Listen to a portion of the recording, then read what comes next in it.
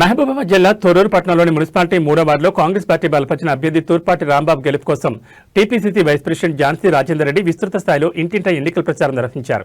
ఈ సందర్భంగా ఆమె వార్డు పరిధిలోని ప్రతి ఇంటిని సందర్శిస్తూ స్థానిక ప్రజలను ఆత్మీయంగా పలకరించారు.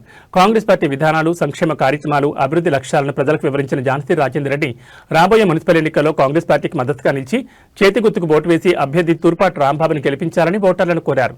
ప్రజల సమస్యలను ప్రత్యక్షంగా తెలుసుకున్న ఆమె మున్సిపాలిటీ అభివృద్ధి, మౌలిక సదుపాయాల మెరుగుదల, పారిశుద్ధ్యం, త్రాగునీటి సరఫరా వంటి అంశాలపై కాంగ్రెస్ పార్టీ కట్టుబాట్లను వివరించారు. కాంగ్రెస్ పార్టీ అధికారంలోకి వచ్చిన వెంటనే ప్రజల ఆశయాలకు అనుగుణంగా పాలన అందిస్తామని భరోసా ఇచ్చారు. ఈ కార్యక్రమంలో కాంగ్రెస్ పార్టీ నాయకులు, స్థానిక ప్రజాప్రతినిధులు, కార్యకర్తలు మరియు అభిమానులు పెద్ద సంఖ్యలో పాల్గొని ప్రచారాన్ని విజయవంతం చేశారు. రాంబాబు అభ్యర్థిగా నిల్చున్నాడు. సో రాంబాబు మీ అందరికీ తెలుసు. రాంబాబు ఎప్పుడు కూడా టికెట్ అడిగినప్పుడు అన్న ఎట్లా నిల్చుండో రాంబాబు అని అంటే, నాకు ప్రజలే నా బలము, ప్రజలు నన్ను గెలిపిస్తారు మేడం అని అన్నాడు. సో అదేవిధంగా ఇక్కడ స్పందన కూడా ప్రజలు రాంబాబు అందున్నారనే తెలుస్తుంది ఇక్కడ. సో రాంబాబు ఆల్రెడీ ఒకసారి ఓడిపోయింది ఇక్కడ నిలబడి. సో అదేవిధంగా ఇక్కడ రాంబాబు అనే వ్యక్తి ఒక కొడుకులాగా వీళ్ళందరూ కూడా ఆదరిస్తున్నారు. సో తప్పకుండా రాంబాబు గెలుపు చేసి చూపిస్తాడు. సో ఇక్కడ ఇప్పుడు మనం బిజినెస్ సెక్షన్లో ఉన్నాం.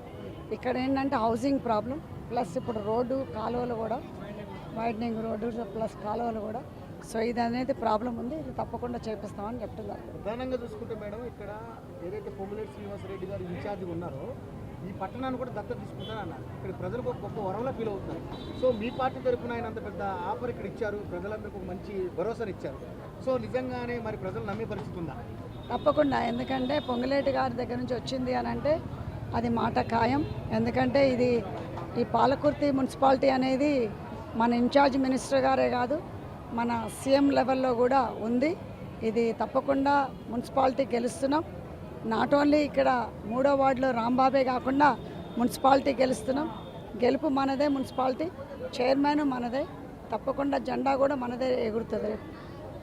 మాజీ ఎమ్మెల్యేగా ఒక ప్రోగ్రాంలో మాట్లాడుతూ కాంగ్రెస్ పార్టీ ప్రజల్ని మోసం చేస్తూ ఉంది, పథకాల విషయంలో అన్యాయం చేసిందంటూ, అంటే ఎట్లా ఓట్లు అడుగుతారని చెప్పి క్వశ్చన్ చేస్తా ఉన్నారు.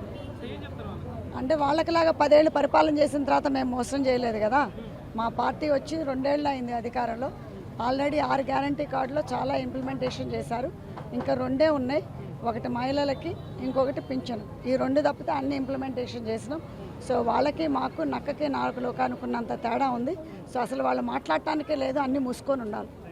అభివృద్ధి విషయంలో ఇంకేం చేయాల్సింది తొర్రూరుకి? తప్పకుండా అండి. ఇప్పుడు మీరు చూస్తూనే ఉన్నారు. ఇప్పుడు వాటర్ కానీ, రోడ్లు కానీ, డ్రింకింగ్ వాటర్ కూడా ప్రాబ్లం ఉంది. ఎందుకంటే ఆనాడు మన పైపింగ్ వేసినప్పుడు పాపులేషన్ తక్కువ ఉంది. ఇప్పుడు పాపులేషన్ ఎక్కువ ఉండటం వల్ల ఆ పైపింగ్ సఫిషియెంట్ లేదు. సో అది నల్లాల పైపింగ్ కూడా మార్చాలి, అది కూడా చేపించాలి కొన్ని ఏరియాస్లో. మరి అదేవిధంగా కాలువలు కానీ, రోడ్లు కానీ, మరి ముఖ్యంగా హౌసింగ్ అనేది బిగ్గెస్ట్ ప్రాబ్లం ఇక్కడ తొర్రూరులో. ఎందుకంటే అందరూ మైగ్రేట్ అవ్వటం వల్ల తొర్రూరుకి ఇక్కడ జనాలు అయితే ఉన్నారు కానీ స్థలాలు లేవు. సో తప్పకుండా చాలామందికి కూడా ఇందిరమ్మ ఇళ్ళు ఇస్తా అన్నా కానీ కట్టుకోలేని పరిస్థితి. ఈధర్ ఫైనాన్షియల్గా కానీ వాళ్ళకి మన భూమి లేదు. సో తప్పకుండా వాళ్ళకి చాలామందికి కూడా డబుల్ బెడ్రూమ్ అనేది కావాలని అంటున్నారు. సో తప్పకుండా ఇది సీఎం గారి దృష్టిలో ఉంది. ప్లస్ మన పొంగులేటి గారు దత్తత తీసుకున్నారు కాబట్టి వాళ్ళే ఒక మన స్థలం అనేది చూపిస్తారు. అక్కడ స్థలాల్లో కూడా ఇప్పుడున్న డబుల్ బెడ్రూమ్ సరిపోవు ఇప్పుడున్న పాపులేషన్కి. సో తప్పకుండా అది కూడా ప్లాన్లో ఉంది. సో డబుల్ బెడ్రూమ్ కూడా అంటే ప్రజలకు అలాట్ చేసే పరిస్థితులు ఉన్నాయి తప్పకుండా. ఎందుకంటే మొన్న పొంగులేటి గారు కూడా వచ్చి ఇన్స్పెక్షన్ చేయడం జరిగింది. ఎందుకంటే గత ప్రభుత్వంలో కూడా అది కట్టారు కానీ అది కాంట్రాక్ట్స్ మధ్యలోనే వదిలిపెట్టడం వల్ల అవి ఆల్రెడీ కూలిపోతున్నాయి. అందుట్లో చెట్లు బోలుస్తున్నాయి, గేదెలు పండుకుంటున్నాయి. సో ఈ మన కాంట్రాక్టర్ గారితో కానీ, అధికారుల గారితో కానీ, మన కమిషనర్ గారితో కానీ మీటింగ్ పెట్టడం జరిగింది. ఇది తప్పకుండా ఈ కోడ్ అయిపోయిన తర్వాత అది మళ్ళీ కాంట్రాక్టర్ తోటి మాట్లాడి అది ఎస్టిమేషన్ తీసుకొని ఫినిష్ చేయడం జరుగుతుంది. తప్పకుండా అవి కూడా ఇంప్లిమెంటేషన్ చేయడం జరుగుతుంది. ఎందుకంటే ఇప్పుడు ఏప్రిల్లో మాకు సెకండ్ విడత ఇందిరమ్మ ఇళ్ళు వస్తున్నాయి. దాని తర్వాత ఇప్పుడు ఎప్పుడైతే ఈ కన్స్ట్రక్షన్ వైజ్ అయిపోతుందో అప్పుడు తప్పకుండా డబుల్ బెడ్రూమ్ శాంక్షన్ చేసే అవకాశం కూడా ఉంది. అంటే ఈ ఓటర్లకి నేను చెప్పేది ఏంటంటే, ముఖ్యంగా ఈ వార్డ్ నెంబర్ 3లో ఇప్పుడు మేము వెళ్ళింది అయితే బిజినెస్ సెక్టర్. సో ఇక్కడ అన్నీ కూడా బిజినెసెస్ ఉన్నాయి. ఇప్పుడు ఈనాడు మేము బిజినెసెస్ ఇక్కడ ఉన్నారు అని అంటే మా ఎమ్మెల్యే గారు గెలిచిన తర్వాత అందరూ కూడా దండాగిరి లేదు, మామూలు వసూలు చేసేవాళ్ళు లేరు, ప్లస్ కబ్జాదారులు లేరు, మరి గోండాలు లేరు. సో ఇదంతా కూడా చెక్ పెట్టడం జరిగింది. సో దీనివల్ల ఏంటంటే అందరికీ కూడా ప్రశాంతంగా పండుకోవచ్చు. ఏది కొనుక్కున్నా కానీ ఏదున్నా కానీ మన పరిధిలో ఉంటుంది అనేది అయితే జనాలకు క్లారిటీ వచ్చింది. ఎందుకంటే వాళ్ళకు వచ్చి ఏదో ఇబ్బందులు పెట్టి లాక్కోవటానికి ఎవరు ఇక్కడ లేరు. చైనా కానీ మా ఎమ్మెల్యే గారు అలాంటి వాటికి కానీ ఏది పోర్చకిచ్చారు. ప్లస్ ఏదన్నా ఉంది అని అంటే తను తప్పకుండా చెక్ పెడుతుంది వాటి అలాంటివి ఏమన్నా ఉంటే. సో వీటన్నిటికంతా క్లారిటీ వచ్చింది జనాలకి. సో ఈరోజు క్షేమంగా మనశ్శాంతిగా ఒక ధైర్యంగా భరోసాగా ఉన్నారు ప్రజలందరూ కూడా అంటే మా కాంగ్రెస్ పార్టీయే కాకుండా మా ఎమ్మెల్యే గారు అలాంటి వాటన్నిటికీ చెక్ పెట్టడం వల్ల ఈరోజు అందరూ కూడా మనశ్శాంతిగా పీస్ఫుల్గా ఉన్నారు.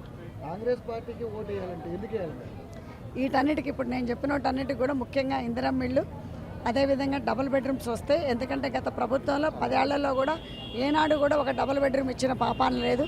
మరి ఇప్పుడు ఈనాడు మా ప్రభుత్వం వచ్చిన 2 ఏళ్లలోనే 3500 ఇళ్ళు ఇవ్వడం జరిగింది మన నియోజకవర్గానికి. సో దానివల్ల తప్పకుండా మరి అదే విధంగా ప్రశాంతతనం అనేది మా ఎమ్మెల్యే గారికి ఇక్కడ కలిగించడం జరిగింది. బిజినెస్లకే కాదు మామూలు సామాన్య ప్రజలకు కూడా ఈరోజు మీరు ఎక్కడ పోయి అడిగినా కానీ గత ప్రభుత్వానికి ఈ ప్రభుత్వానికంటే మనశ్శాంతి ప్రశాంతత కోరుకున్నారు. సో అదే ప్రశాంతత మనశ్శాంతి కబ్జాగారులు లేకుండా చెక్ పెట్టడం జరిగింది.